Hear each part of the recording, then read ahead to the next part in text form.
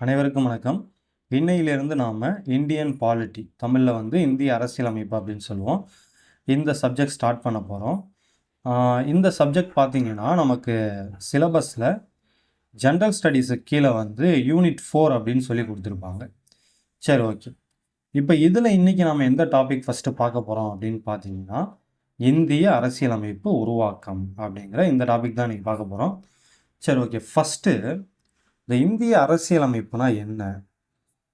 இது எதுக்கு வந்து நமக்கு சிலபஸ்ல குடுத்துருக்காங்க? இத பத்தி நாம ஏன் தெரிஞ்சுக்கணும்? அப்படின்னு பார்த்தீங்கன்னா, சிம்பிளா சொல்லணும்னா, இந்த இந்திய அரசியலமைப்புங்கிறது பார்த்தீங்கன்னா, ஒரு புத்தகம். அவ்வளோதான். சரிங்களா? இந்திய அரசியலமைப்புங்கிறது ஒரு புத்தகம். இந்த புத்தகத்த பத்தி தான் நாம படிக்க போறோம். சரிங்களா? சரி, ஓகே. இந்த புத்தகத்த பத்தி நாம ஏன் படிக்கணும்? அப்படி இதுல என்ன இருக்கு?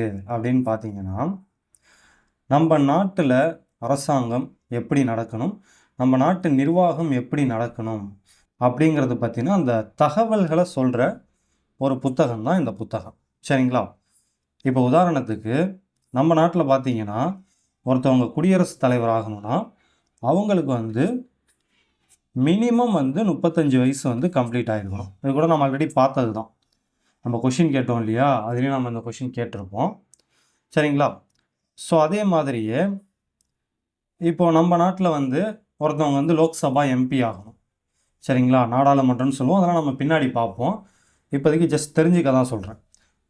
லோக்சபா எம்பி ஆகணும்னா, அவங்களுக்கு வந்து 25 வயசு வந்து கம்ப்ளீட் ஆயிருக்கணும். சரிங்களா?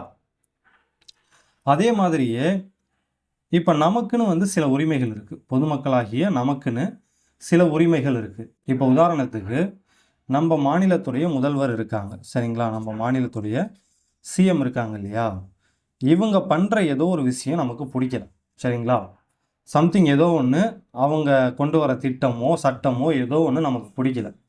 அப்படி புடிக்கலன்னா நாம என்ன பண்ணலாம்னா, இவங்களுக்கு எதிரா வந்து கருத்து சொல்லலாம். சரிங்களா?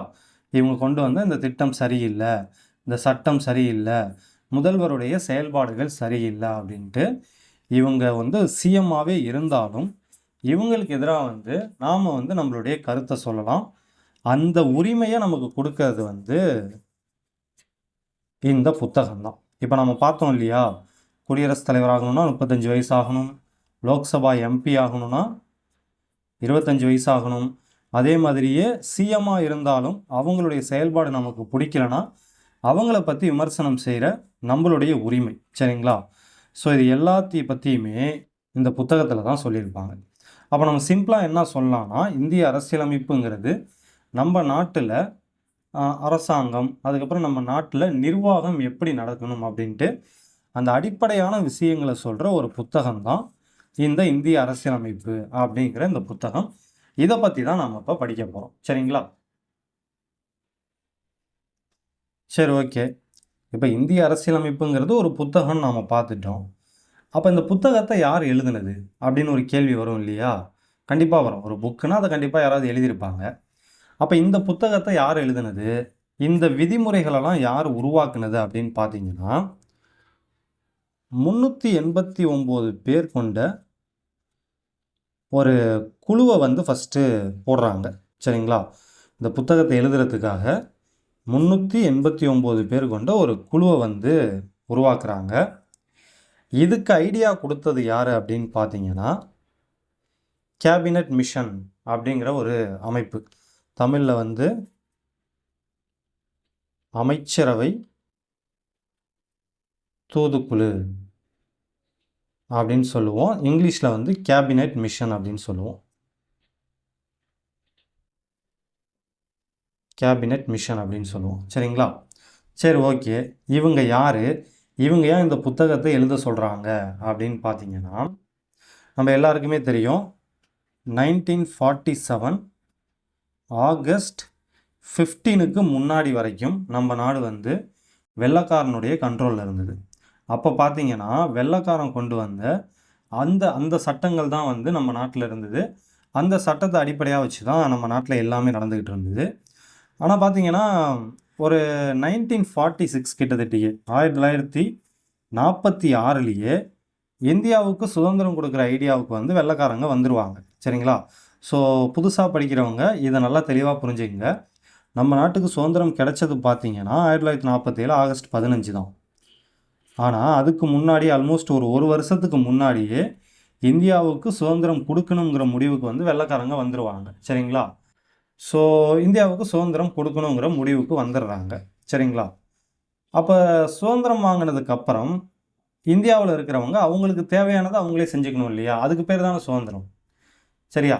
ஸோ அப்போ ஃபஸ்ட்டு வந்து அந்த இந்தியாங்கிற அந்த நாடு வந்து எப்படி இருக்கணும், அங்கே நிர்வாகம் எப்படி இருக்கணும், அங்கே வந்து ஒருத்தவங்க குடியரசுத் தலைவர் ஆகணும்னா அவங்களுக்கு என்ன தகுதி இருக்கணும், ஒருத்தவங்க பிரதமர் ஆகணும்னா அவங்களுக்கு என்ன தகுதி இருக்கணும், இந்த மாதிரியான விஷயங்களெல்லாம் ஃபஸ்ட்டு உருவாக்கணும் இல்லையா?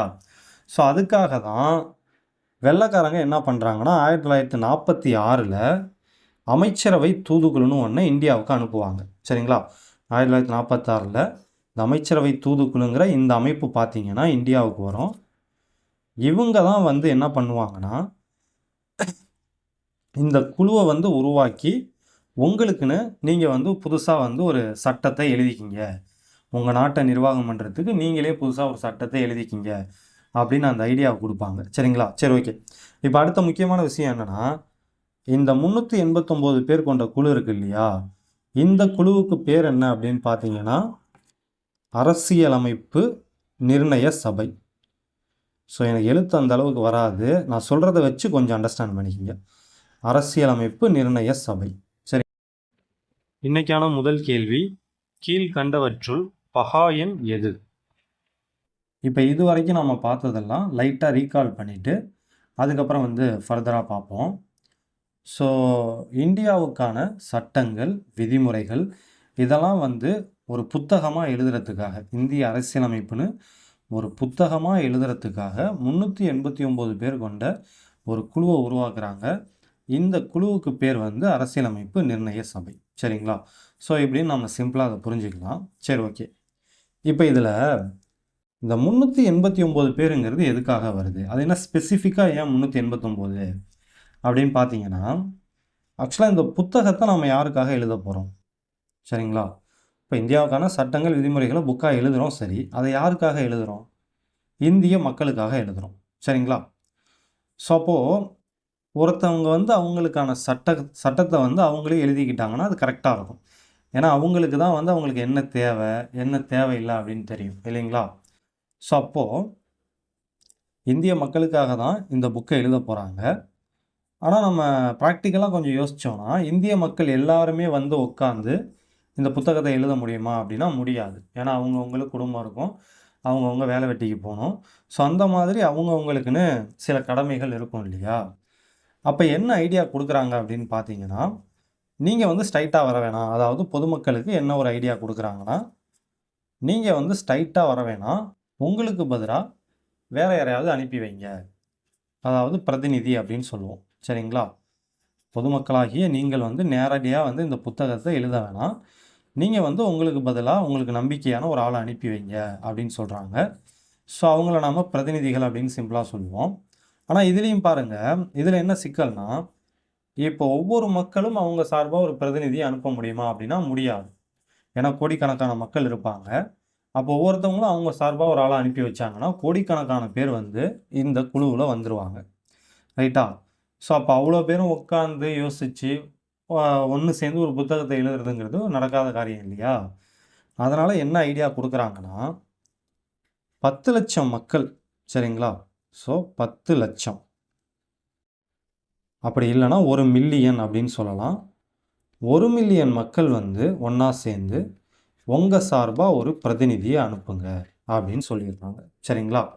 ஸோ இது ரொம்ப ரொம்ப முக்கியமான ஒரு பாயிண்ட். இது 10 லட்சம் மக்களுக்கு ஒரு பிரதிநிதி அப்படிங்கிற அடிப்படையில் தான் இந்த 389 பேர் வந்து வராங்க. சரிங்களா? ஸோ அப்போ இதுலேருந்து நம்ம சிம்பிளாக என்ன புரிஞ்சுக்கலாம்னா, அந்த காலகட்டத்தில் இந்தியாவுடைய மக்கள் தொகை பார்த்தீங்கன்னா ஆல்மோஸ்ட் ஒரு 38 கோடி இருக்கும். இந்த 38 கோடி பேரில் 10 லட்சம் பேர் 10 லட்சம் பேர் சேர்ந்து ஒவ்வொரு பிரதிநிதியை அனுப்பி தான் இந்த 389 பேர் வராங்க. சரிங்களா? சரி, ஓகே. இப்போ மக்கள் இந்த 389 பேரை எப்படி தேர்ந்தெடுத்தாங்க, எங்கெங்கேருந்து தேர்ந்தெடுத்தாங்க? ஃபஸ்ட்டு இந்த 389 பேர் வந்து யார் எங்கேருந்து வந்தாங்க அப்படின்னு நம்ம அடுத்து தெரிஞ்சுக்கிட்டோம். கரெக்டாக? சரி, அதை தெரிஞ்சுக்கிறதுக்கு முன்னாடி இப்போ பார்த்தீங்கன்னா இந்தியாவில் வந்து மாநிலங்கள் அப்படின்னு ஒரு அமைப்பு இருக்கும். அதே மாதிரியே யூனியன் பிரதேசங்கள்னு ஒரு அமைப்பு இருக்கும். இது நம்ம எல்லாருக்குமே தெரியும். ரைட்டா? ஸோ இப்போ பார்த்தீங்கன்னா இந்தியாங்கிற நாடை நிர்வாக வசதிக்காக மாநிலங்கள், அதுக்கப்புறம் யூனியன் பிரதேசங்கள் அப்படின்னு பிரிச்சிருப்பாங்க. இது நமக்கு தெரியும். ஆனால் அந்த காலகட்டத்தில், அந்த 1946, 47 அந்த காலகட்டத்தில் பார்த்தீங்கன்னா இந்தியாவை எப்படி பிரிச்சிருந்தாங்க, அதான் இந்தியாவில் என்னென்ன பிரிவுகள் இருந்தது அப்படின்னு பார்த்தீங்கன்னா மாகாணங்கள்னு ஒரு பிரிவு இருக்குது. அடுத்து பார்த்தீங்கன்னா சுதேச அரசுகள்னு சில பகுதிகள் இருந்தது. இது போக பார்த்தீங்கன்னா தலைமை ஆணையர் மாகாணங்கள் அப்படின்னு சொல்லலாம். தலைமை ஆணையர் மாகாணங்கள் அப்படின்னு சில பகுதிகள் இருந்தது. இதில் இந்த மாகாணங்கள் பார்த்தீங்கன்னா இப்போ இருக்கிற மாநிலங்கள் மாதிரின்னு வச்சுக்கலாம். ஆல்மோஸ்ட் இப்போ இருக்கிற மாநிலங்கள் தான் அப்போ இருந்த மாகாணங்கள் அப்படின்னு சொல்லலாம். அப்போ இதுக்கு ஹெட் யாருன்னு பார்த்தீங்கன்னா சீஃப் மினிஸ்டர். ஸோ அந்த காலகட்டத்திலேயே இந்த முதலமைச்சர் பதவிலாம் இருந்தது. அப்போ மாகாணங்களுடைய தலைவர், அதாவது மாகாணங்களுடைய ஹெட் யாருன்னு பார்த்தீங்கன்னா சீஃப் மினிஸ்டர். இந்த சுதேச அரசுகள்ங்கிறது என்ன அப்படின்னு பார்த்தீங்கன்னா அரசர்களுடைய கட்டுப்பாட்டில் இருந்த பகுதி. ஸோ அந்த காலகட்டத்திலேயும் அரசர்கள் இருந்தாங்க. அவங்க கட்டுப்பாட்டில் இருந்த பகுதியை வந்து நம்ம சுதேச அரசுகள் அப்படின்னு சொல்லுவோம். அடுத்து இந்த தலைமை ஆணையர் மாகாணங்கள்ங்கிறது வந்து ஆல்மோஸ்ட் இப்போ இருக்கிற யூனியன் பிரதேசம் மாதிரி. ஒரு எக்ஸாம்பிளுக்கு சொல்கிறேன், சரிங்களா? இப்போ யூனியன் பிரதேசம் இருக்கு இல்லையா, அந்த மாதிரி இருந்த அமைப்பு தான் இந்த தலைமை ஆணையர் மாகாணங்கள் அப்படிங்கிறது. சரியா? இப்போ எதுக்காக நம்ம இதை பார்த்தோம்னா, இப்போ நம்ம 389 பேர்னு சொன்னோம் இல்லையா? ஸோ இதில் 292 பேர் பார்த்தீங்கன்னா இந்த மாகாணங்கள்லேருந்து தேர்ந்தெடுக்கப்படுவாங்க. சரிங்களா? அதே மாதிரி ஒரு 93 பேர் வந்து இந்த சுதேச அரசுகள்லேருந்து தேர்ந்தெடுக்கப்படுவாங்க. அது போக ஒரு 4 பேர் வந்து இந்த தலைமை ஆணையர் மாகாணங்கள்ங்கிற இந்த பகுதியிலேருந்து தேர்ந்தெடுக்கப்படுவாங்க. இப்போ இது எல்லாம் சேர்ந்து தான் 389 அப்படின்னு வரும். சரிங்களா? சரி, ஓகே. தேர்ந்தெடுக்கப்பட்டாங்கன்னு சொல்கிறோம். இவங்களை எப்படி தேர்ந்தெடுத்தாங்க, யார் ஓட்டு போட்டாங்க, எப்போ எலெக்ஷன் எப்படி நடந்தது அப்படின்னு பார்த்தீங்கன்னா இவங்களுக்கு வந்து மக்கள் வந்து நேரடியாக ஓட்டு போட்டு தேர்ந்தெடுக்கலை. சரிங்களா? மக்கள் அவங்களுக்கான பிரதிநிதியை அனுப்புகிறாங்க, ஆனால் அவங்க நேரடியாக ஓட்டு போடலை.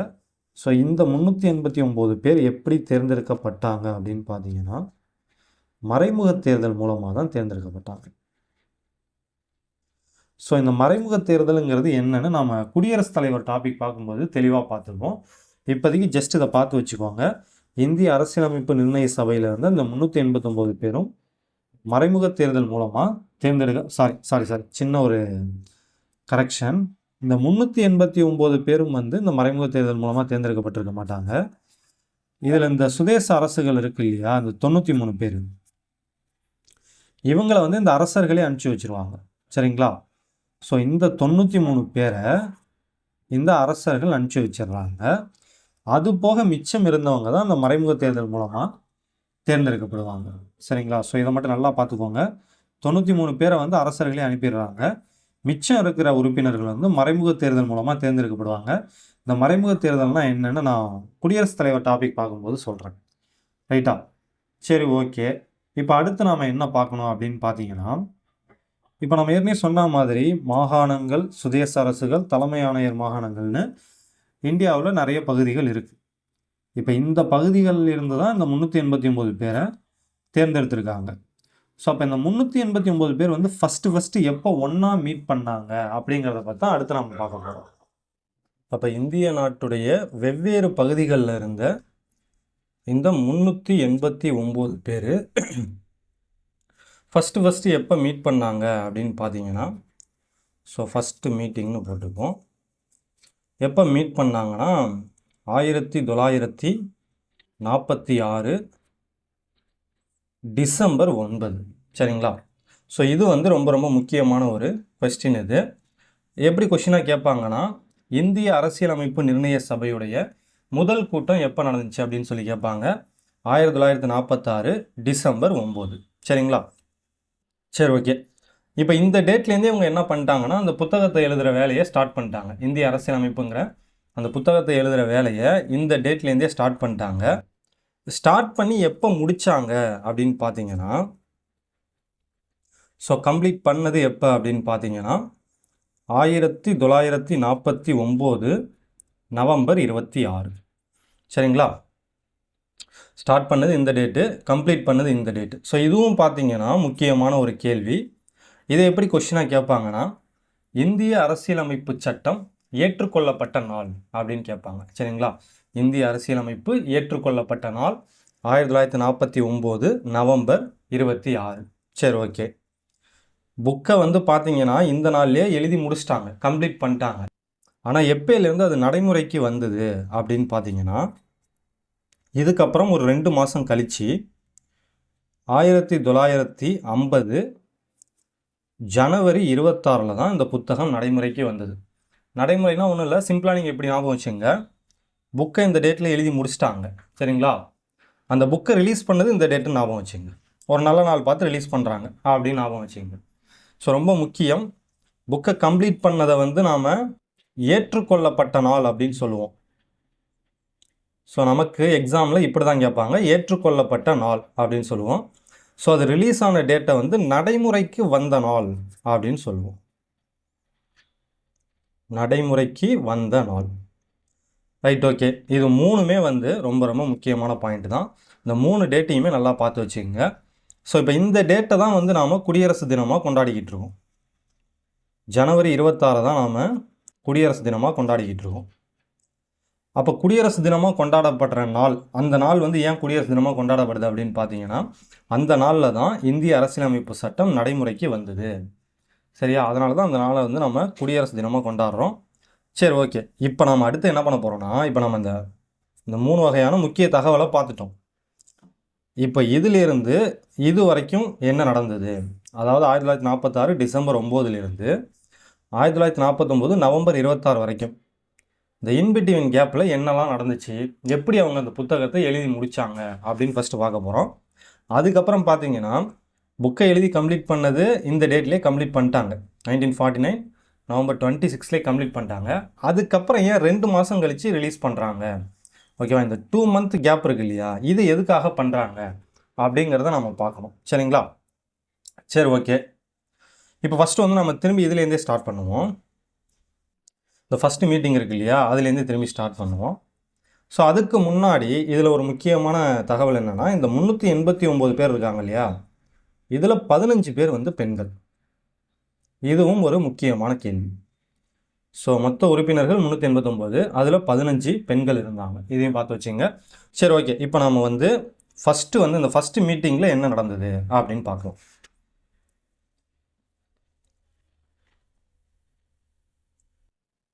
இப்போ ஃபஸ்ட்டு மீட்டிங் நடந்த டேட்டை பார்த்துங்க, 1946 டிசம்பர் 9. ரைட்டுங்களா?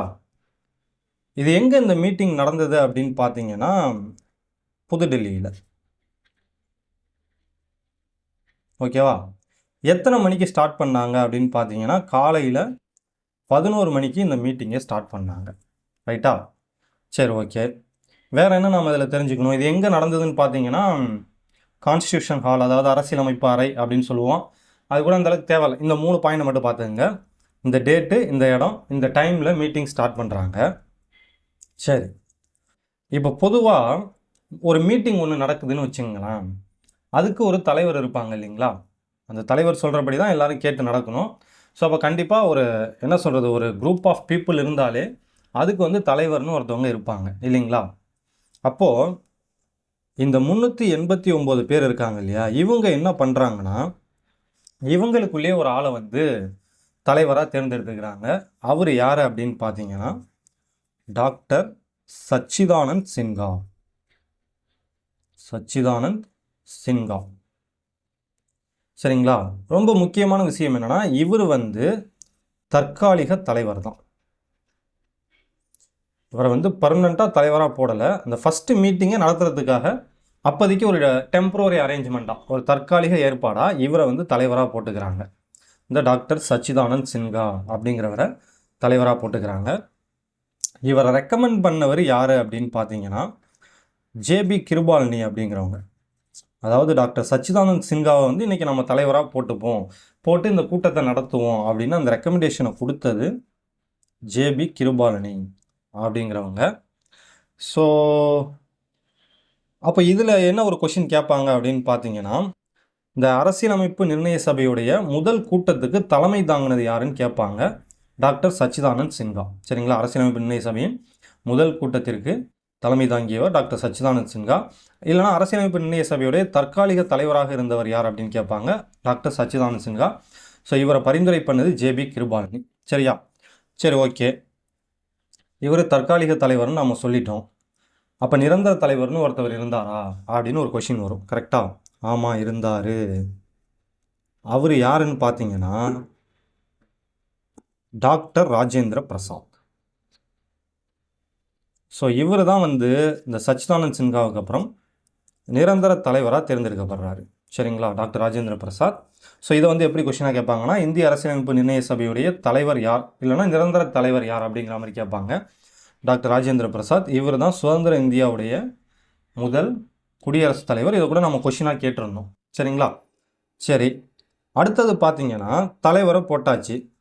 இந்த தலைவருக்கு பக்கபலமாக இருக்கிறதுக்காக 2 துணைத் தலைவர்களை போடுறாங்க. இந்த 2 பேர் யார் யாருன்னா ஹச்ஜி முகர்ஜி அப்படிங்கிறவங்க, அதுக்கப்புறம் வந்து கிருஷ்ணமாச்சாரிங்கிறவங்க. சரிங்களா? ஸோ எனக்கு எழுத்து அந்த அளவுக்கு வராது, நான் சொல்கிறத வச்சு அண்டர்ஸ்டாண்ட் பண்ணிங்க. ஸோ இவங்க 2 பேரும் வந்து துணைத் தலைவர்களாக இருக்காங்க. அதுக்கப்புறம் இதில் இன்னொருத்தவங்க ஒரு முக்கியமான ஒரு பர்சன் யாருன்னு பார்த்தீங்கன்னா பிஎன் ராவ் அப்படிங்கிறவங்க. இவங்க வந்து சட்ட ஆலோசகராக இருப்பாங்க. இங்கிலீஷில் லீகல் அட்வைசர் அப்படின்னு சொல்லுவோம். ஸோ இவங்க வந்து சட்ட ஆலோசகராக இருப்பாங்க. சரிங்களா? சரி, ஓகே. அப்போ பாருங்கள், தற்காலிக தலைவர் சச்சிதானந்த் சின்ஹா, நிரந்தர தலைவர் வந்து ராஜேந்திர பிரசாத், துணைத் தலைவர்கள் 2 பேர் ஹச்ஜி முகர்ஜி, கிருஷ்ணமாச்சாரி, சட்ட ஆலோசகர் பிஎன் ராவ். Right, okay. இப்போ அடுத்து நாம் என்ன தெரிஞ்சுக்கணும் அப்படின்னு பார்த்தீங்கன்னா, இந்த 389 பேர் கொண்ட இந்த குழுவை உருவாக்குனாங்க இல்லைங்களா, இது வந்து 1946 உருவாக்கிட்டாங்க, நம்ம பார்த்தோம். இப்போ எதுக்கு சார் திரும்பி இதை சொல்கிறீங்க அப்படின்னு கேட்டிங்கன்னா, இந்த காலகட்டத்தில் இந்த 1946 இந்தியாவும் பாகிஸ்தானும் ஒரே நாடாக தான் இருந்தது. சரிங்களா? இந்தியாவும் பாகிஸ்தானும் ஒரே நாடாக தான் இருந்தது.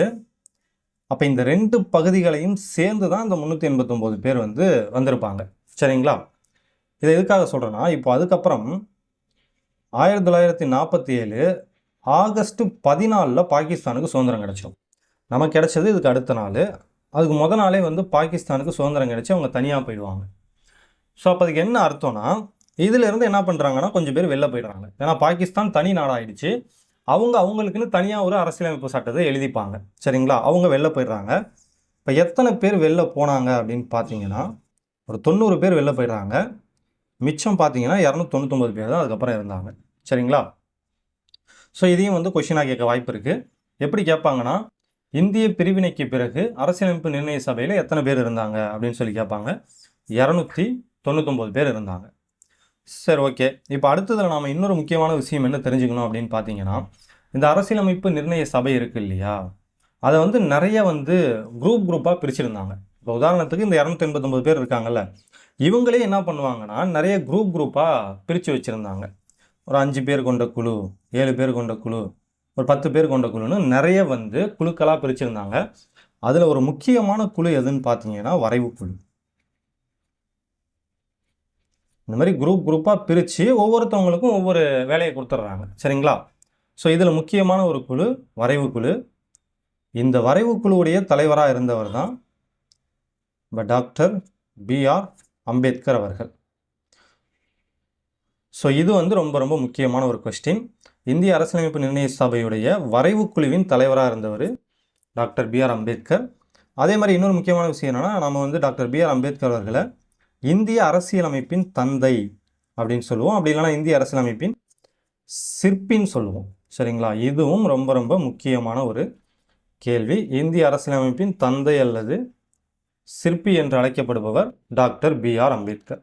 சரி, ஓகே. இப்போ இந்த மாதிரி குழுக்களாக பிரித்தாச்சு, வேலையை பார்க்க ஆரம்பிச்சிட்டாங்க. பாகிஸ்தான் வந்து இந்த மாதிரி பிரிஞ்சு போது அதுக்கப்புறம் உறுப்பினர்களுடைய எண்ணிக்கையும் ரொம்ப கம்மியாயிடுது. இதுக்கப்புறம் என்ன நடந்தது அப்படின்னு பார்த்தீங்கன்னா, இந்த 299 பேர் என்ன பண்ணுறாங்கன்னா, அதுக்கப்புறம் வந்து அப்பப்போ மீட் பண்ணிக்கிறாங்க. சரிங்களா? இப்போ நம்ம பார்த்தோம் இல்லையா, 1946 டிசம்பர் 9ல் ஃபஸ்ட் டைம் மீட் பண்ணாங்கன்னு பார்த்தோம் இல்லையா, அந்த மாதிரி அதுக்கப்புறம் அப்பப்போ வந்து மீட் பண்ணிக்கிறாங்க. சரிங்களா? அந்த மாதிரி எத்தனை முறை, ஓகேவா, எத்தனை டைம் வந்து மீட் பண்ணிக்கிட்டாங்க அப்படின்னு பார்த்தீங்கன்னா, 12 டைம் மீட் பண்ணாங்க. இது வந்து ஸ்கூல் புக்கில் 11 கொடுத்துருக்காங்க. இதுக்கான காரணத்தை நான் என்னன்னு பின்னாடி சொல்கிறேன். பட் ஆக்சுவலாக பார்த்தீங்கன்னா 12 டைம் வந்து மீட் பண்ணியிருப்பாங்க. இதுவும் ஒரு முக்கியமான கேள்வி. மொத்தமாக பார்த்தீங்கன்னா ஒரு 165 நாள் வந்து வேலை பார்த்துருப்பாங்க. ஸ்கூல் புக்கில் இது 166ன்னு இருக்குதுன்னு நினைக்கிறேன். ஸோ சொல்கிறேன், இதுக்கான காரணத்தையும் சொல்கிறேன். சரி, ஓகே. இப்போது மொத்தம் 12 முறை வந்து இந்த அரசியலமைப்பு நிர்ணய சபையுடைய கூட்டம் நடந்தது. முதல் கூட்டம் இந்த டேட்டு, அதுக்கப்புறம் பார்த்தீங்கன்னா அப்பப்போ கூட்டம் நடக்குது. மொத்தமாக பார்த்தீங்கன்னா ஒரு 165 நாள் வந்து இவங்க உட்காந்து வேலை பார்த்தாங்க. அதாவது ஒன்றா சேர்ந்து உட்காந்து வேலை பார்த்தாங்க. இடையில வந்து அவங்கவுங்க வேலையை பார்க்க போயிடுவாங்க. அவங்கவுங்க வேலைனா, இப்போ நான் சொன்னேன்ல, இந்த 289 பேரை வந்து நிறைய குரூப்பாக பிரிச்சுருந்தாங்க.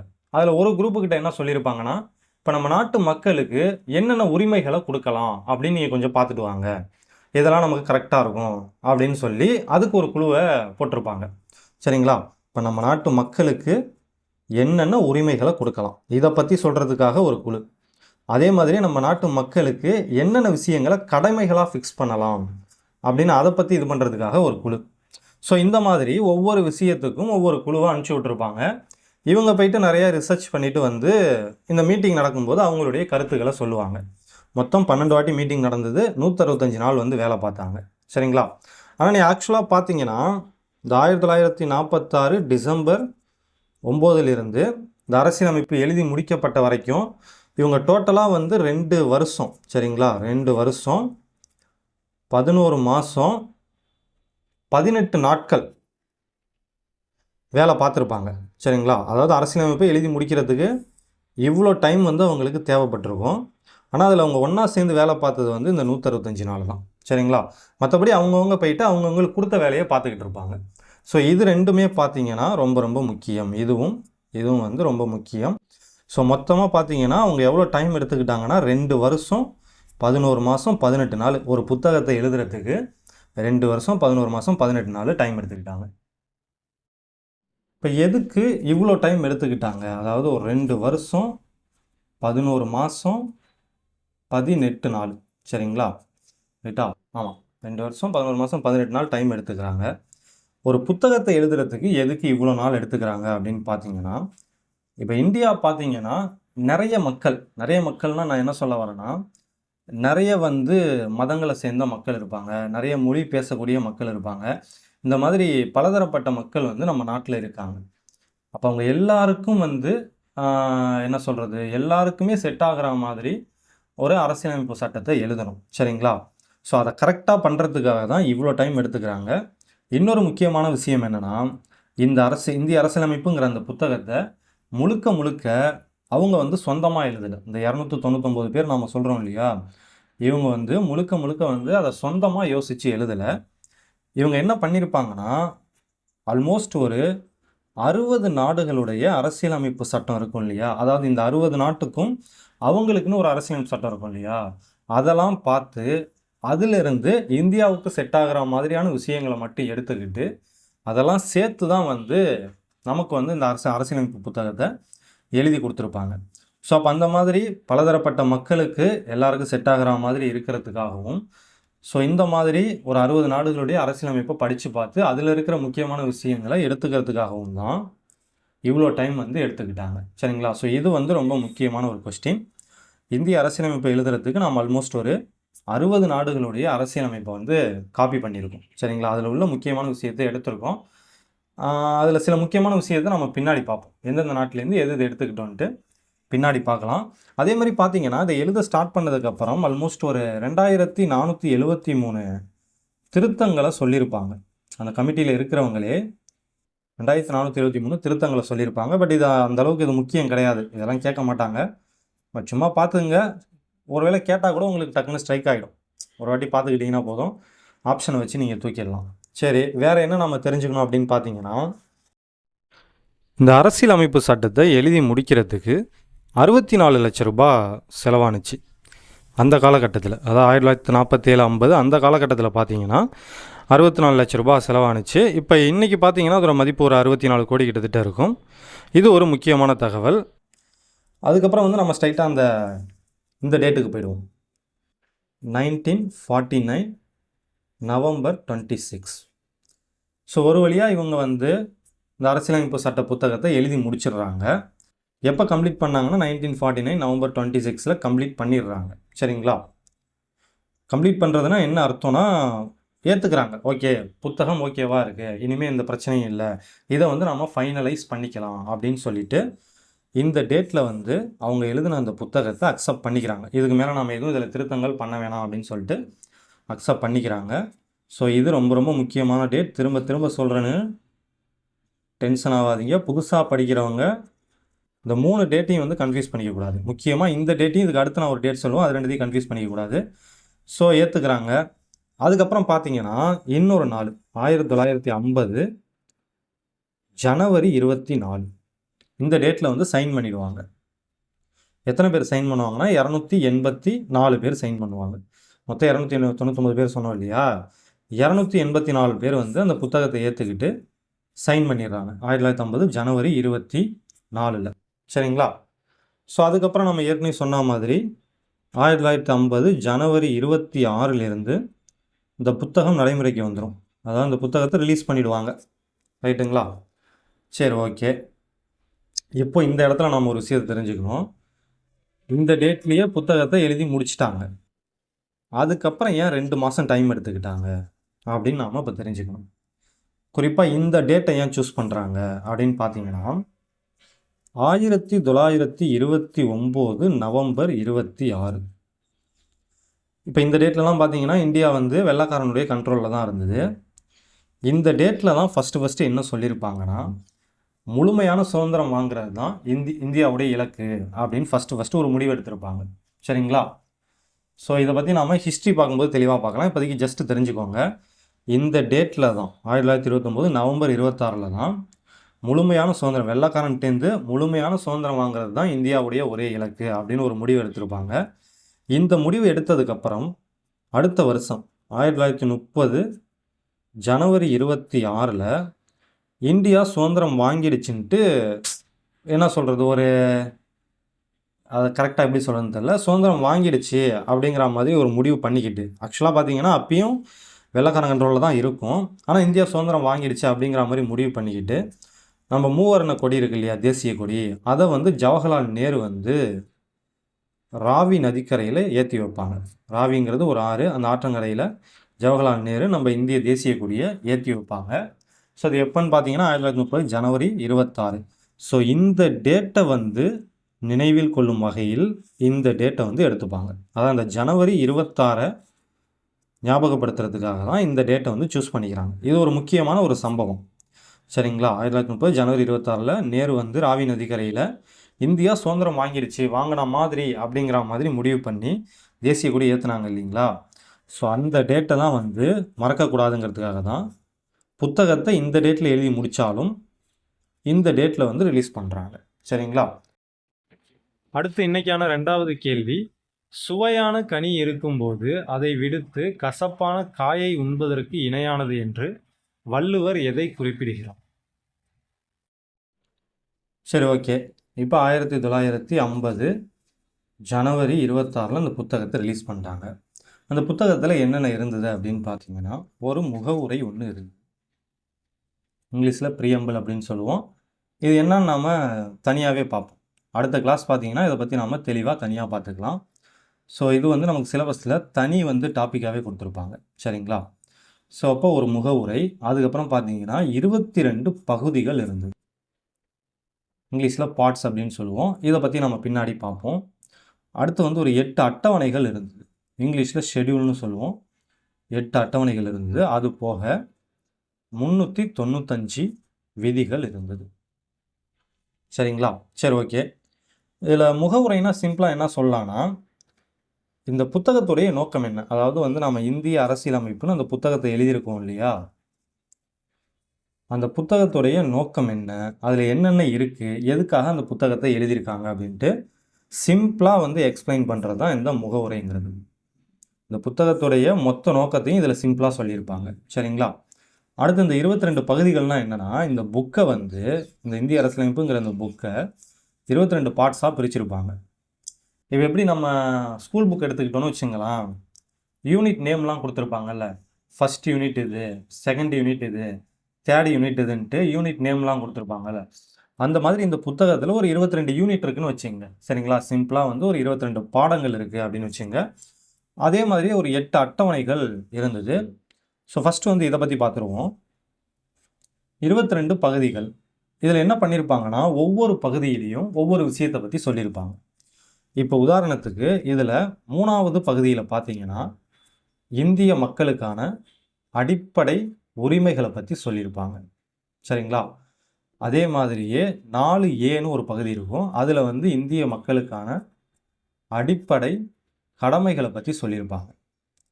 ஸோ அதுக்கப்புறம் 5வது பகுதியில் குடியரசுத் தலைவர், பிரதமர், துணை குடியரசுத் தலைவர் இவங்களை பற்றிலாம் சொல்லியிருப்பாங்க. சரிங்களா? குடியரசுத் தலைவர் ஆகணும்னா அவங்களுக்கு என்னென்ன தகுதி இருக்கணும், பிரதமர் ஆகணும்னா அவங்களுக்கு என்னென்ன தகுதி இருக்கணும், துணை குடியரசுத் தலைவர் ஆகணும்னா அவங்களுக்கு என்னென்ன தகுதிகள் இருக்கணும். ஸோ இதை பற்றிலாம் இந்த 22 பகுதிகளில் 5வது பகுதியில் சொல்லியிருப்பாங்க. அதே மாதிரி இந்திய மக்களுக்கான அடிப்படை உரிமைகள் என்னென்னங்கிறத 3வது பகுதியில் சொல்லியிருப்பாங்க. அடிப்படை கடமைகள் பற்றி 4வது பகுதியில் சொல்லியிருப்பாங்க. இந்த மாதிரி மொத்தம் 22 பகுதிகள் இதில் இருக்குது. சரிங்களா? ஸோ அதே மாதிரி 8 அட்டவணைகள் இருக்குது. இதை நம்ம தனியாக பார்ப்போம். இது ரெண்டுத்தையுமே வந்து நாம் இன்னொரு நாள் லக்ஷ்மிகாந்த் புக்கு பார்க்கும்போது தனியாக பார்த்துக்கலாம். அதுக்கப்புறம் 395 விதிகள் இருக்குது. ஸோ இந்த விதிகள்ங்கிறத இங்கிலீஷில் ஆர்டிகிள்ஸ் அப்படின்னு சொல்லுவோம். 395 விதிகள் வந்து அப்போதைக்கு இருந்தது. இந்த 1950 ஜனவரி 26 புக்கு ரிலீஸ் ஆனப்போ 395 விதிகள் இருந்தது. ஸோ விதிகள்னால் ஒன்றும் இல்லை. இப்போ வந்து நம்ம நாட்டை பொறுத்த வரைக்கும் சட்டத்தின் முன் அனைவரும் சமந்தான். சரிங்களா? பணக்காரன், ஏழை, கருப்பாக இருக்கிறவன், வெள்ளையாக இருக்கிறவன், இவங்க எல்லாருமே பார்த்தீங்கன்னா சட்டத்தின் முன் சமம் தான். சட்டத்தின் முன் அனைவரும் சமம். இந்த விஷயத்தை சொல்கிறது இந்த இந்திய அரசியலமைப்பு புத்தகத்தில் இருக்கிற விதி 14. சரிங்களா? ஸோ இது 14வது விதி. இந்த மாதிரி மொத்தம் 395 விதிகள் வந்து இதில் இருக்குது. இவ்வளோ விதிகளும் நாம் தெரிஞ்சுக்கணுமானா தேவையில்லை. முக்கியமான விதிகளை மட்டும் தெரிஞ்சுக்கலாம். அதை அடுத்தடுத்த கிளாஸில் பார்த்துப்போம். ஸோ இதான் மேட்ரு. சரிங்களா? அடுத்து நம்ம தெரிஞ்சுக்க வேண்டிய இன்னொரு முக்கியமான விஷயம் என்னென்னா, இந்த புத்தகத்தில் அதாவது 1950 ஜனவரி 26 ரிலீஸ் ஆன இந்த புத்தகத்திலே பார்த்தீங்கன்னா ஒரு முக்கியமான விஷயத்தை சொல்லியிருப்பாங்க. அது என்னென்னா, நாங்கள் வந்து இந்த காலகட்டத்துக்கு தகுந்த மாதிரி இந்த புத்தகத்தை எழுதியிருக்கோம். அதாவது இந்த 1950 இருக்குது இல்லையா, அந்த காலகட்டத்துக்கு தகுந்த மாதிரி நாங்கள் இந்த புத்தகத்தை எழுதியிருக்கோம். நீங்கள் வந்து ஃப்யூச்சரில் இதில் ஏதாவது சேஞ்சஸ் பண்ணணுன்னா பண்ணிக்கங்க. அதாவது இந்த புத்தகத்தில் ஏதாவது திருத்தங்கள் பண்ணணுன்னா நீங்கள் பண்ணிக்கலாம். ஏன்னா ஒவ்வொரு காலகட்டத்திலையும் ஒவ்வொரு நடைமுறை இருக்கும். இவங்க வந்து இந்த காலகட்டத்துக்கு தகுந்த மாதிரி இந்த புத்தகத்தை எழுதிட்டாங்க. ஃப்யூச்சரில் இதில் இருக்கிற சில விஷயங்கள் தப்புன்னு கூட யாராவது சொல்லலாம். சரிங்களா? இந்த வருங்காலத்தில் வந்து அது நடைமுறைக்கு ஒவ்வாத விஷயமாக கூட இருக்கலாம். ஸோ அந்த மாதிரி இருக்கும்போது நீங்கள் என்ன பண்ணலாம்னா இந்த புத்தகத்தில் இருக்கிற விஷயங்களை திருத்திக்கலாம் அப்படின்னு சொல்லிடுறாங்க. ஸோ அப்போ இந்த புத்தகத்தை திருத்திருக்காங்களா அப்படின்னு பார்த்தீங்கன்னா நிறைய டைம் திருத்திருக்காங்க. இது வரைக்கும் 106 டைம் திருத்திருக்காங்க. சரிங்களா? ஸோ இதை வந்து நம்ம எக்ஸாமுக்கு போகிறதுக்கு முன்னாடி ஒரு வாட்டி பார்த்துக்கணும். ஏன்னா இதுக்கப்புறம் வந்து ஏதாவது திருத்துவாங்களா என்னன்னு இப்போதைக்கு நம்மளால் சொல்ல முடியாது. பட் இது வரைக்கும் பார்த்தீங்கன்னா 106 முறை இந்த புத்தகத்தை திருத்திருக்காங்க. அப்படி திருத்தினதுனால என்ன ஆச்சு அப்படின்னு பார்த்தீங்கன்னா, பிகினிங்கில் இந்த 22 பகுதியாக இருந்தது இல்லையா, இது வந்து இப்போ 25 பகுதியாக மாறிடுச்சு. அதே மாதிரி இந்த 8 அட்டவணைகள் இருக்குது இல்லையா, அது வந்து இப்போ 12 அட்டவணைகளாக மாறிடுச்சு. அதுக்கப்புறம் இந்த 395 விதிகள் பார்த்தீங்கன்னா 448 விதிகளாக மாறிடுச்சு. சரிங்களா? ஸோ அப்போ திருத்தம்னா ஒன்றும் இல்லை, ஏதாவது ஒரு விஷயத்தை உள்ளே சேர்க்கறது, புதுசாக ஒரு விஷயத்தை சேர்க்கறது, இல்லைனா இந்த புத்தகத்தில் ஆல்ரெடி இருக்கிற ஒரு விஷயத்தை நீக்கிறது. சரிங்களா? அதை வந்து அதுலேயும் தூக்குறது. அப்படி இல்லைனா இதில் ஆல்ரெடி இருக்கிற ஒரு விஷயத்தை திருத்துறது, அதில் சேஞ்சஸ் பண்ணுறது. ஸோ இந்த 3 தான் வந்து நாம் அரசியலமைப்பு திருத்தம் அப்படின்னு சொல்லுவோம்.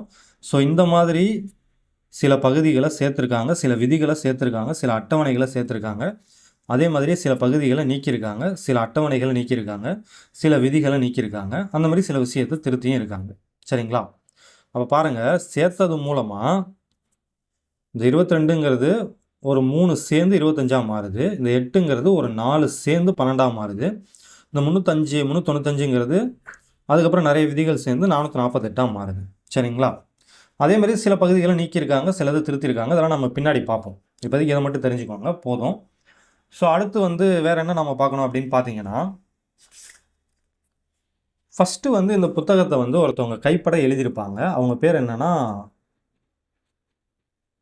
பிரேம் பிகாரி நரேன் ரைஜடா.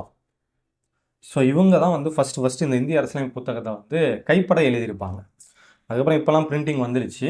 அப்போ பார்த்தீங்கன்னா ஃபஸ்ட்டு வந்து கைப்பட இவர் தான் எழுதியிருப்பார். அதே மாதிரியே இந்த ஒரிஜினல் புத்தகம் இருக்கு இல்லையா, எழுதின ஒரிஜினல் புத்தகம்,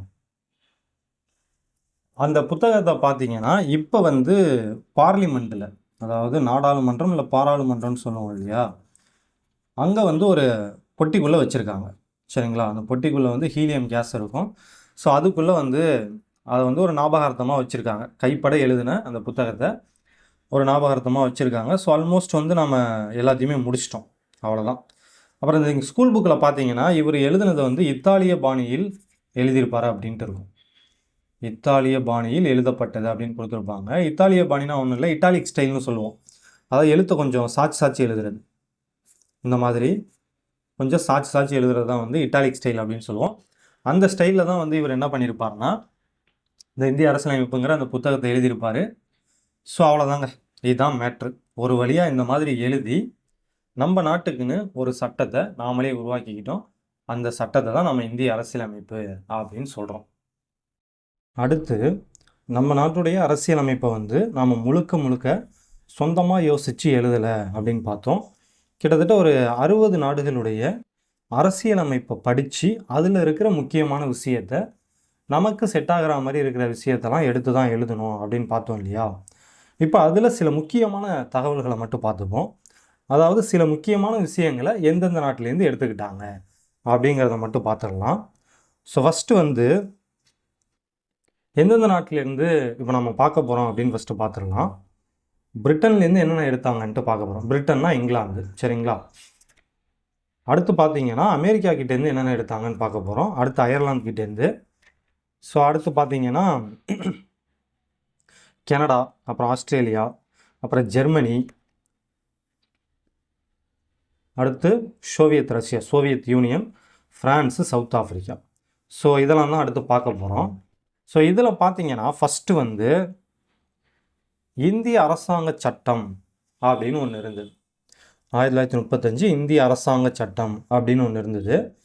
இதிலிருந்தும் சில விஷயங்களை நாம் எடுத்திருப்போம். சரிங்களா? நம்ம நாட்டுக்கான விதிகளையும் சட்டங்களையும் உருவாக்குறதுக்கு இதிலிருந்தும் சில விஷயங்களை நாம் எடுத்திருப்போம். ஃபஸ்ட்டு இந்த இந்திய அரசாங்க சட்டம் அப்படின்னா என்ன அப்படின்னு பார்த்தீங்கன்னா, இப்போ நாம் வந்து நமக்குன்னு ஒரு சட்டத்தை எழுத ஆரம்பித்தது 1946, நடைமுறைக்கு வந்தது 1950. சரிங்களா? அப்போ நமக்கான சட்டம் நம்ம ஃபாலோ பண்ண ஆரம்பித்தது 1950 ஜனவரி 26 தான். அப்போ அதுக்கு முன்னாடி நம்ம எந்த சட்டத்தை யூஸ் பண்ணோன்னு பார்த்தீங்கன்னா இந்த சட்டத்தை தான் யூஸ் பண்ணிக்கிட்டு இருந்தோம். இந்திய அரசாங்க சட்டம் 1935 இருக்கு இல்லையா, இதை தான் வந்து இதுக்கு முன்னாடி வரைக்கும் நம்ம யூஸ் பண்ணிக்கிட்டு இருந்தோம். ரைட்டுங்களா? ஸோ இது ஆனால் பார்த்தீங்கன்னா நம்ம எழுதுனது கிடையாது. இது வந்து நமக்கு வெள்ளைக்காரன் எழுதி கொடுத்தது. ரைட்டா? 1947 வரைக்கும் அவன் தானே இருந்தான். அப்போ பார்த்தீங்கன்னா அது 1935 வந்திருக்கும். இது பார்த்தீங்கன்னா வெள்ளைக்காரன் எழுதி கொடுத்த சட்டம். பட் நாம் என்ன பண்ணியிருப்போம்னா இந்த சட்டத்திலிருந்தும் சில விஷயங்களை நாம் எடுத்துக்கிட்டோம். சரிங்களா? நம்ம வந்து நமக்கான அரசியலமைப்பு புத்தகத்தை எழுதும்போது இந்த சட்டத்திலிருந்தும் சில விஷயங்களை எடுத்துக்கிட்டோம். அது என்னென்ன அப்படின்னு பார்த்தீங்கன்னா கூட்டாட்சி விதிகள், அப்புறம் ஆளுநர் பதவி, நீதித்துறை, பொது தேர்வாணையங்கள், நெருக்கடி கால விதிகள், நிர்வாக விவரங்கள், இதெல்லாம் வந்து நம்ம இந்த சட்டத்திலேருந்து எடுத்துக்கிட்டோம். என்ன சார் நீங்கள் அப்படியே படிச்சுக்கிட்டே வரீங்க, இது என்னன்னு கொஞ்சம் சொல்லுங்கள் அப்படின்னு கேட்டிங்கன்னா, இதெல்லாம் நம்ம பின்னாடி வந்து கொஞ்சம் டீட்டெயிலாக பார்ப்போம். ஏன்னா இப்போ இதில் இந்த கூட்டாட்சி இருக்குது இல்லையா, இந்த கூட்டாட்சி பார்த்தீங்கன்னா நமக்கு சிலபஸில் தனி டாப்பிக்காகவே இருக்கும். ஸோ அந்த டாபிக் பார்க்கும்போது நம்ம இதை கொஞ்சம் தெளிவாக பார்க்கலாம். அதே மாதிரி அடுத்து பார்த்தீங்கன்னா நம்ம வந்து அரசியலமைப்பின் சிறப்பம்சங்கள்னு ஒரு டாபிக் பார்ப்போம், சிலபஸில் இருக்குது. இல்லைனா அது பார்க்கும்போது நான் அதை பற்றி தெளிவாக சொல்கிறேன். இப்போதைக்கு நீங்கள் ஜஸ்ட்டு பார்த்து மட்டும் வச்சுங்க. இதை இப்போதைக்கு நீங்கள் மனப்பாடம் பண்ணணும் கூட அவசியம் இல்லை, ஜஸ்ட்டு பார்த்துக்குவாங்க, என்னென்னு மட்டும் பார்த்துங்க. இது எல்லாத்தையுமே நாம் தெளிவாக பார்க்க போகிறோம், சரிங்களா? ஸோ பாலிட்டியை பொறுத்த வரைக்கும் நான் ஏற்கனவே சொன்னது தான், ஒரு வாரத்துக்கு முன்னாடியே சொன்னேன்னு நினைக்கிறேன். நீங்கள் ரெகுலராக கிளாஸஸ் வாட்ச் பண்ணணும், அப்போ தான் புரியும். இப்போ இன்றைக்கி நம்ம பார்க்க போகிற சில விஷயங்கள் வந்து உங்களுக்கு என்னன்னே புரியாது. புதுசாக படிக்கிறவங்களுக்கு சொல்கிறேன், புதுசாக படிக்கிறவங்களுக்கு இப்போ நம்ம பார்க்க போகிற சில விஷயங்கள் என்னன்னே புரியாது. அப்போ நீங்கள் என்ன பண்ணணுன்னா, டெய்லி வந்து விடாமல் பாலிட்டி கிளாஸை நீங்கள் ரெகுலராக வந்து பார்த்துக்கிட்டே இருக்கணும். அப்போ தான் வந்து உங்களுக்கு புரியும். இப்போ இன்றைக்கி நான் சொல்கிறதுக்கும் நாளைக்கு சொல்கிறதுக்கும் ஒரு லிங்க் இருக்கும், சரி? அதேமாதிரி இன்றைக்கி நம்ம பார்க்குற கிளாஸுக்கும் ஒரு 5ஆவது நாள் பார்க்குற கிளாஸுக்கும் ஒரு லிங்க் இருக்கும். ஸோ அதனால் வந்து ரெகுலராக பாருங்கள். சரி, ஓகே. இந்த கூட்டாட்சி விதிகள் வந்து நம்ம இந்த சட்டத்துலேருந்து தான் எடுத்துக்கிட்டோம். அதே மாதிரியே கவர்னர் பதவி இருக்குது இல்லையா, அதையும் வந்து இந்த சட்டத்துலேருந்து தான் எடுத்துக்கிட்டோம். அதாவது இந்தியாவில் வந்து ஒவ்வொரு மாநிலத்துக்கும் ஒரு கவர்னர் இருக்கணும் அப்படிங்கிற அந்த ஐடியாவை வந்து நாம் இந்த சட்டத்துலேருந்து தான் எடுத்துக்கிட்டோம். அதுக்கப்புறம் நீதித்துறை, இந்த நீதிமன்றம்லாம் இருக்குது இல்லையா, உச்ச நீதிமன்றம், உயர் நீதிமன்றம்லாம் சொல்கிறோம்ல, அந்த கான்செப்டையும் இதுலேருந்து தான் எடுத்துக்கிட்டோம். அடுத்து பொது தேர்வாணையங்கள், டிஎன்பிஎஸ்சி, யூபிஎஸ்சி, இந்த மாதிரியான தேர்வாணையங்களையும் வந்து இந்த சட்டத்துலேருந்து தான் எடுத்துக்கிட்டோம். அதுக்கப்புறம் நெருக்கடி கால விதிகள். ஸோ இதெல்லாம் வந்து நம்ம தனியாக பார்ப்போம், டீட்டெயிலாக பார்க்கணும். இதை இப்போ இதில் கையை வச்சோன்னா எப்படியும் ஒரு 1/2 மணி நேரம் ஆகும். ஸோ அதனால் இப்போதைக்கு ஜஸ்ட்டு பார்த்துக்கோங்க, பின்னாடி நம்ம பார்த்துக்கலாம். ஸோ அடுத்து பாருங்கள், நிர்வாக விவரங்கள், சரிங்களா? ஸோ இதெல்லாம் பார்த்தீங்கன்னா இந்த சட்டத்துலேருந்து எடுத்துக்கிட்டோம். அடுத்தது பிரிட்டன். ஸோ பிரிட்டன்னா இங்கிலாந்து, இவங்க தான் வந்து நம்மளை அடிமையாக வச்சுருந்தாங்க. ஸோ நிறைய பேருக்கு தெரிஞ்சிருக்கும், தெரியாதவங்க யாராவது இருந்தால் தெரிஞ்சுக்கங்க. பிரிட்டன்கிட்ட தான் வந்து நம்ம அடிமையாக இருந்தோம். பிரிட்டன்னா இங்கிலாந்து. இங்கிலாந்துக்கிட்டேருந்து நம்ம எதெல்லாம் காப்பி அடிச்சிருக்கோம் அப்படின்னு பார்த்தீங்கன்னா, நாடாளுமன்ற அரசு. ஸோ நாடாளுமன்றமும் நமக்கு சிலபஸில் கவர் ஆகும், ஒரு தனி டாப்பிக்காகவே இருக்குது. அதை பார்க்கும்போது நம்ம தெளிவாக பார்ப்போம். அடுத்து ஒற்றை குடியுரிமை. இந்தியாவில் பார்த்தீங்கன்னா ஒற்றை குடியுரிமை தான் கொடுத்துருக்காங்க. ஸோ ஒற்றை குடியுரிமைனா என்ன, இரட்டை குடியுரிமை என்ன, இதெல்லாம் வந்து நாம் தனியாக பார்ப்போம். ஏன்னா இந்த குடியுரிமைங்கிற டாப்பிக்கும் நமக்கு வந்து சிலபஸில் இருக்குது. அதுக்கப்புறம் சட்டத்தின் ஆட்சி, நாடாளுமன்ற செயல்முறைகள். அதாவது நாடாளுமன்றங்கிறது என்ன, நாடாளுமன்றத்தில் என்னென்ன நடக்கும், ஸோ ஒரு நாடாளுமன்றம் செயல்படுறதுக்கான ப்ரொசீஜர் என்ன, இந்த மாதிரியான விஷயங்கள் இதெல்லாம் நம்ம பிரிட்டன்டேருந்து தான் எடுத்துருக்கோம். அடுத்து இடைக்கால தடையாணைகள், இதுவும் பிரிட்டன்டேருந்து தான் எடுத்துருக்கோம். ஸோ என்னடா ஒன்றுமே புரியலன்னு பார்க்காதீங்க, ஜஸ்ட் இப்போதைக்கு பார்த்துங்க, போதும், தாராளமாக போதும். நம்ம ஒவ்வொரு கிளாஸாக பார்க்க உங்களுக்கு ஒரு ஐடியா வந்துடும். ஸோ அடுத்து ஈரவை நாடாளுமன்றமும் நாம் இங்கிலாந்துக்கிட்டேருந்து தான் எடுத்துருக்கோம். ஈரவை நாடாளுமன்றம்னா நம்ம நாட்டில் பார்த்தீங்கன்னா நாடாளுமன்றத்தில் 2 அவைகள் இருக்கும். ஸோ இது வந்து நம்ம நாடாளுமன்றம் பார்க்கும்போது விரிவாக பார்ப்போம். ஸோ அதுக்கப்புறம் கேபினெட் முறையும் நம்ம வந்து இங்கிலாந்துட்டேருந்து தான் எடுத்திருக்கோம். அடுத்து இது ரொம்ப ரொம்ப முக்கியம், அடிப்படை உரிமைகள்ங்கிற கான்செப்டை நம்ம எங்கேருந்து எடுத்துருக்கோம், அமெரிக்கா கிட்டேருந்து எடுத்துருக்கோம். ரொம்ப ரொம்ப முக்கியம். இந்த ஆங்கிறத வச்சு கூட நீங்கள் இதை ஞாபகம் வச்சுக்கலாம், சரிங்களா? அடிப்படை உரிமைகள் நம்ம அமெரிக்கா கிட்டேருந்து எடுத்திருக்கோம். அடிப்படை உரிமைகள்னால் ஒன்றும் இல்லை, இப்போ நம்ம நாட்டு மக்களுக்கு, இந்திய நாட்டு மக்களுக்குன்னு சில உரிமைகள் இருக்குது. இந்த கான்செப்டை நம்ம எங்கேருந்து எடுத்தோம்னா அமெரிக்கா கிட்டேருந்து எடுத்தோம். அடுத்து நீதி சீராய்வு. நீதி சீராய்வு இல்லைனா நீதி புனராய்வு, இல்லைனா நீதிமன்றம் மறுபரிசீலனை அப்படின்லாம் சொல்லுவாங்க. ஸோ இந்த கான்செப்டையும் நாம் அமெரிக்கா கிட்டேருந்து தான் எடுத்திருக்கோம். ஸோ இதையும் நாம் பின்னாடி பார்ப்போம். நமக்கு வந்து நீதித்துறைன்னு தனியாக ஒரு டாபிக் இருக்குது, அது பார்க்கும்போது இதை விரிவாக பார்க்கலாம். அடுத்து பார்த்திங்கன்னா சுதந்திரமான நீதித்துறை, இதுவும் நாம் விரிவாக பார்க்கலாம் பின்னாடி. அப்புறம் குடியரசுத் தலைவர் மீதான பதவி நீக்க தீர்மானம்.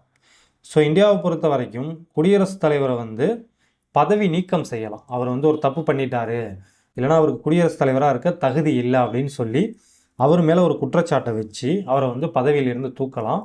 ஸோ இதுக்கான ப்ரொசீஜரை நம்ம எங்கேருந்து எடுத்துருக்கோம்னா அமெரிக்கா கிட்டேருந்து தான் எடுத்திருக்கோம்.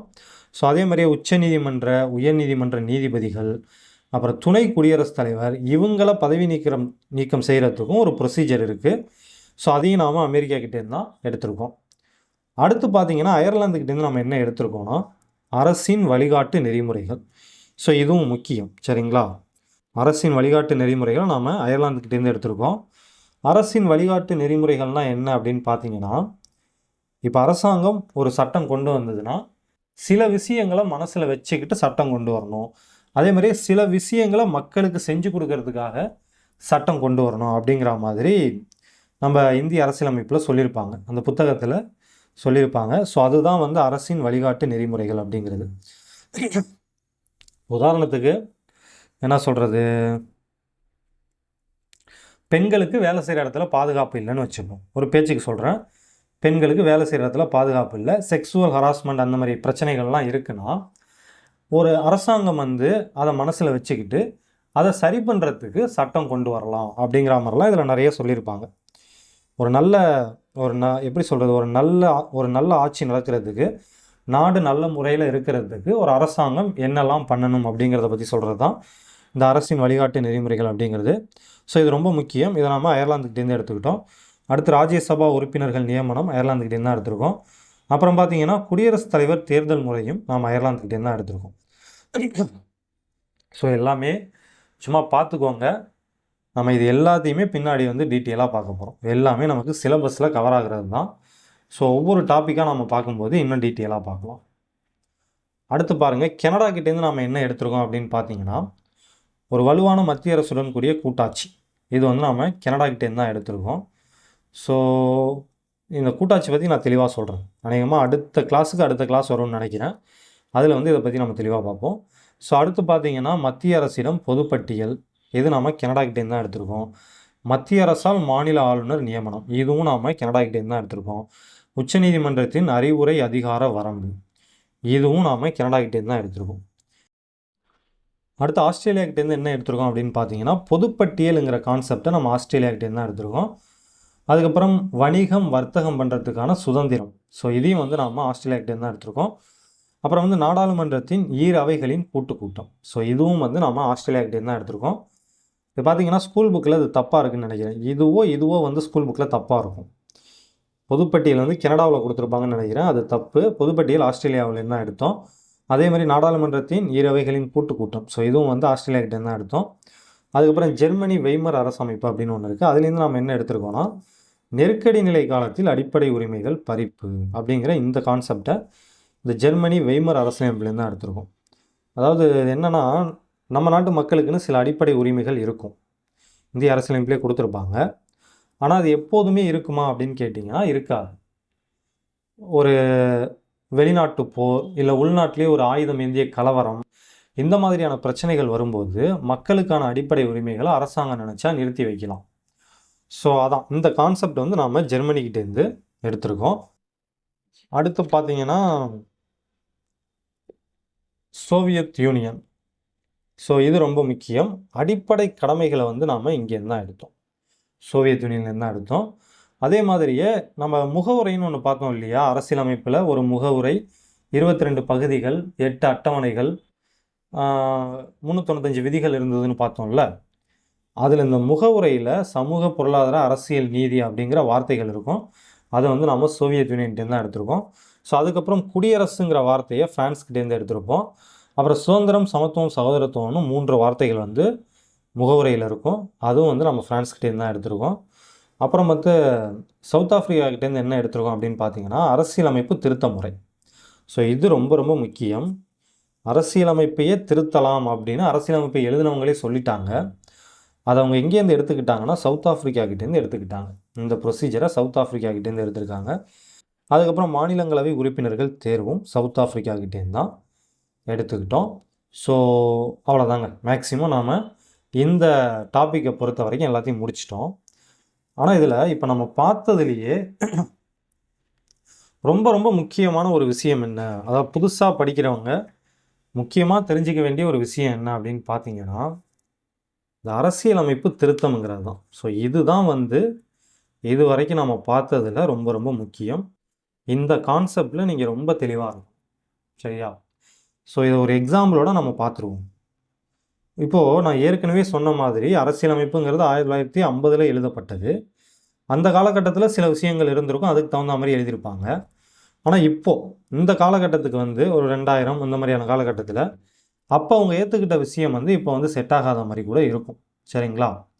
ஸோ அப்போ அதுக்காக அவங்க அப்பயே என்ன பண்ணுறாங்க, முன்கூட்டியே யோசித்து என்ன பண்ணுறாங்கன்னா, நீங்கள் அரசியலமைப்பில் ஏதாவது புதுசாக சேர்க்கணுன்னா சேர்த்துக்கலாம், இல்லை அதில் இருக்கிற ஒரு விஷயம் இந்த காலகட்டத்துக்கு சரி வராதுன்னு நீங்கள் நினச்சிங்கன்னா அதை நீக்கலாம்,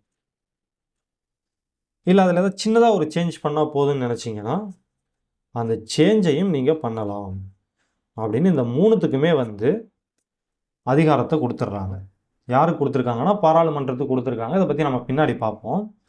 இப்போதைக்கு இது ஒரு சின்ன எக்ஸாம்பிள் மட்டும் ஒன்று பார்ப்போம்.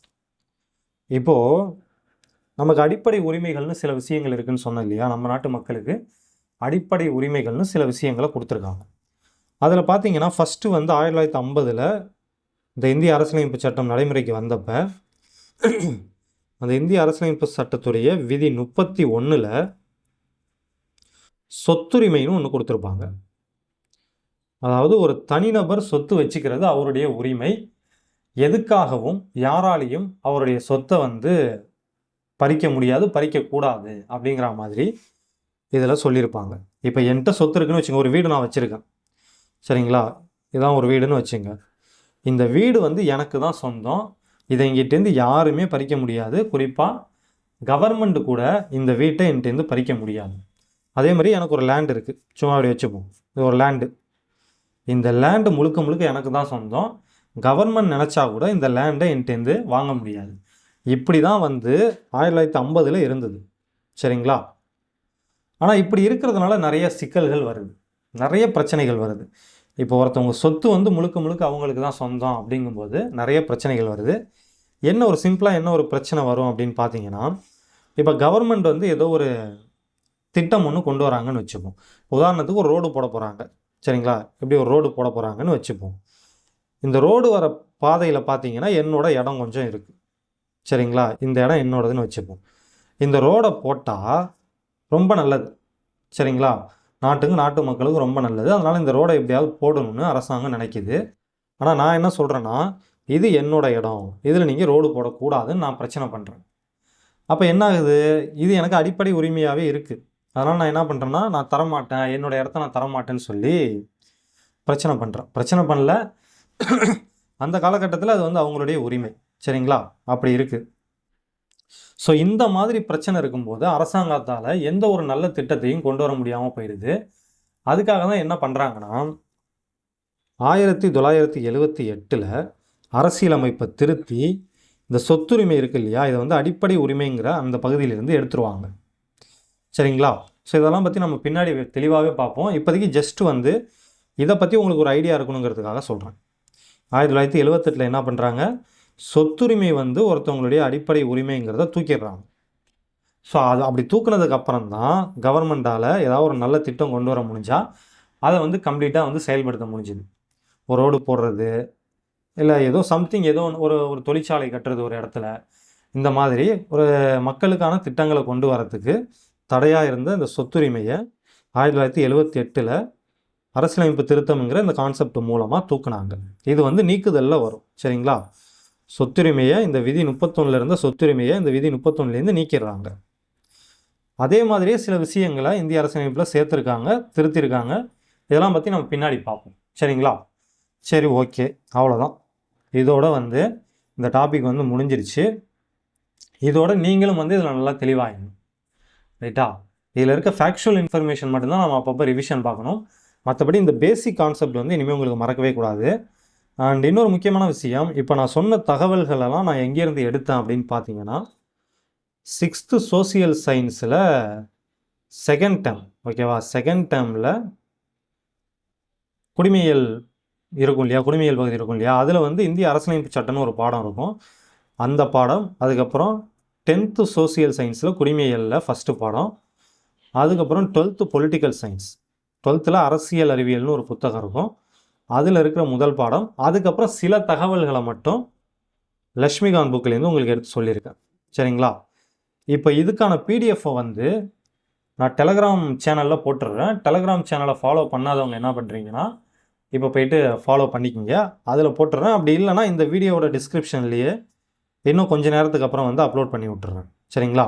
ஒன்று டெலகிராம் செக் பண்ணி பாருங்கள், அதில் பிடிஎஃப் இருந்தால் எடுத்துங்க. அப்படி இல்லைனா வீடியோடைய டிஸ்கிரிப்ஷனில் வந்து பாருங்கள், ரைட்டா? ஸோ அவ்வளோதான், மேக்ஸிமம் எல்லாம் முடிஞ்சிடுச்சு. அடுத்து நாம் பகடை டாபிக் பார்க்கும்போது இந்த 4th டைப்பில் 2 கொஷின் ஹோம்ஒர்க் கொடுத்துருந்தோம் இல்லையா, அந்த 2 கொஷினையும் பார்த்துட்டு அதோட இன்னைக்கு கிளாஸை நாம் முடிச்சுப்போம். ஸோ இந்த கொஷின் பாருங்கள், இரு பகடைகள் ஒரே நேரத்தில் உருட்டப்படும் போது இரண்டிலும் வெவ்வேறு எண்கள் கிடைப்பதற்கான நிகழ்தகவு காண்க அப்படின்னு சொல்லி கேட்டிருக்காங்க. ஸோ ஃபஸ்ட்டு வந்து 2 பகடையை ஒரே நேரத்தில் உருட்டினோன்னா என்னென்னலாம் நடக்கிறதுக்கு வாய்ப்பு இருக்குது, அதாவது எந்த மாதிரியான நிகழ்ச்சிகள் நடக்கிறதுக்கு வாய்ப்பு இருக்குது அப்படின்னு பார்த்தீங்கன்னா, இந்த மாதிரி 36 வகையான நிகழ்ச்சிகள் நடக்கிறதுக்கு வாய்ப்பு இருக்குது. ஸோ அப்போ மொத்த நிகழ்ச்சிகளுடைய எண்ணிக்கை பார்த்தீங்கன்னா 36. சரிங்களா? இப்போ அவங்க கொஷினில் என்ன கேட்டிருக்காங்கன்னா, இந்த 2 பகடையிலையும் வேறு வேறு நம்பர் இருக்கணுமா? சரிங்களா? 2 பகடையிலும் வேறு வேறு நம்பர் இருக்கணுமா? இப்போ இதில் பார்த்தீங்கன்னா ஃபஸ்ட்டு 2 பகடையிலையும் ஒரே நம்பர் இருக்கிற மாதிரி என்னென்ன இருக்குதுன்னு பாருங்கள். இது ஒரே நம்பராக இருக்குது, இது ஒரே நம்பராக இருக்குது, இது ஒரே இது ஒரே நம்பர், இது ஒரே நம்பர், இது ஒரே நம்பர், இதுவும் ஒரே நம்பர். சரிங்களா? அப்போ பாருங்கள், 1 2 3 4 5 6. ஸோ மொத்தம் இருக்கிற 36 நிகழ்ச்சிகளில் இந்த 6 நிகழ்ச்சிகள் மட்டும் ஒரே மாதிரியான எண்களை கொடுக்குது. அப்போ இது போக மிச்சம் இருக்கிறதெல்லாம் பார்த்தீங்கன்னா வேறு வேறு நம்பர்ஸை தான் கொடுக்கும். இப்போ உதாரணத்துக்கு இங்கே பார்த்தீங்கன்னா 1 2ன்னு வேறு வேறு நம்பர் தான் இருக்குது, 2 4ன்னு வேறு வேறு நம்பர் தான் இருக்குது, 5 2ன்னு வேறு வேறு நம்பர் தான் இருக்குது. சரிங்களா? அப்போ 36ல் இந்த 6 போக மிச்சம் எவ்வளோ இருக்குன்னு பார்த்தீங்கன்னா 30 இருக்கும். ஸோ அப்போ 2 பகடையை நம்ம ஒரே நேரத்தில் உருட்டும் போது 2லேயும் வேறு வேறு எண்கள் கிடைப்பதற்கான நிகழ்தகவு என்னன்னு பார்த்தீங்கன்னா 30/36. ஸோ ஆப்ஷனில் இருக்கான்னு பார்ப்போம். ஆப்ஷனில் கொடுக்கல. ஸோ அப்போ நம்ம என்ன பண்ணணும்னா இதை சிம்பிளிஃபை பண்ணணும்.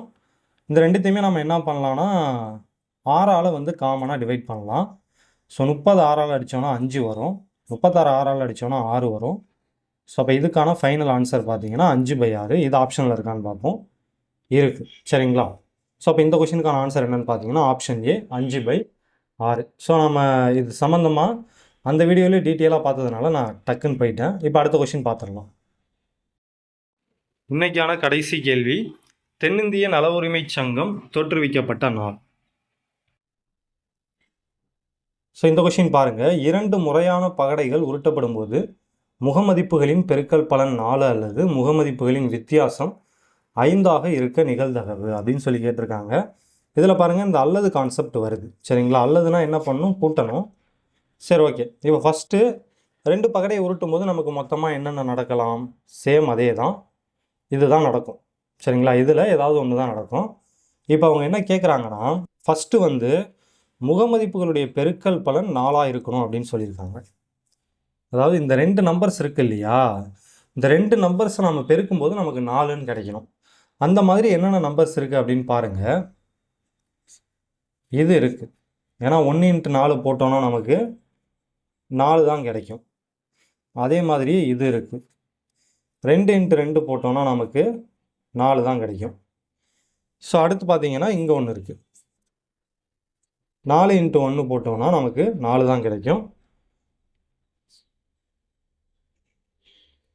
ஸோ அப்போ முகமதிப்புகளுடைய பெருக்கல் பலன் 4ஆக இருக்கிறதுக்கு பார்த்தீங்கன்னா மொத்தம் 3 சான்சஸ் இருக்குது. சரியா? மொத்த நிகழ்ச்சிகளுடைய எண்ணிக்கை வந்து 36.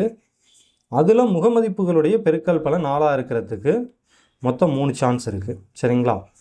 ஸோ அடுத்தது அல்லதுங்கிறதுனால நான் ப்ளஸ் பண்ணிடுறேன். அடுத்த நிகழ்ச்சியை பார்க்கணும். முகமதிப்புகளின் வித்தியாசம் 5ன்னு சொல்லிட்டாங்க. ஸோ இப்போ இதில் இந்த 2ஐயும் மைனஸ் பண்ணோன்னா நமக்கு 5 கிடைக்கும். அதேமாதிரி இந்த 2ஐயும் மைனஸ் பண்ணோன்னா நமக்கு 5 கிடைக்கும். சார் 1 - 6 வந்து -5 வரும் அப்படின்லாம் யோசிக்காதீங்க. ஸோ நிகழ்தகவில் நம்ம இப்படிலாம் யோசிக்கணும்னு அவசியம் இல்லை. ஜஸ்ட் இந்த 2த்தையும் நீங்கள் மைனஸ் பண்ணணும், அவ்வளோதான். 6 ஃபஸ்ட்டு வச்சு 1 2ஆவதாக கூட போட்டுக்கலாம், தப்பு இல்லை. ஸோ அப்போ இது 1 இது 1, இந்த 2 தான் வந்து வித்தியாசம் வந்து 5 கொடுக்கும். ஸோ அப்போ பார்த்தீங்கன்னா இதில் வந்து 2 சான்சஸ் இருக்குது. மொத்த சான்சஸ் 36. ஸோ அப்போ அடிமானம் 2 ஒன்றா இருக்குது. ஸோ ஒரு டைம் எழுதிக்கிட்டு மேலே உள்ளதை நம்ம கூட்டிக்கலாம். அப்போ 5/36 அப்படின்னு கிடைக்கும். இந்த கொஷினுக்கான ஃபைனல் ஆன்சர் பார்த்தீங்கன்னா 5/36. இந்த கொஷின் பார்த்தீங்கன்னா இப்போ நடந்து முடிஞ்ச குரூப் 4 எக்ஸாமில் கேட்டிருந்தாங்க. சரிங்களா? ஸோ அவ்வளோதாங்க. இதோட நம்ம இன்றைக்கி கிளாஸை முடிச்சுப்போம். நன்றி.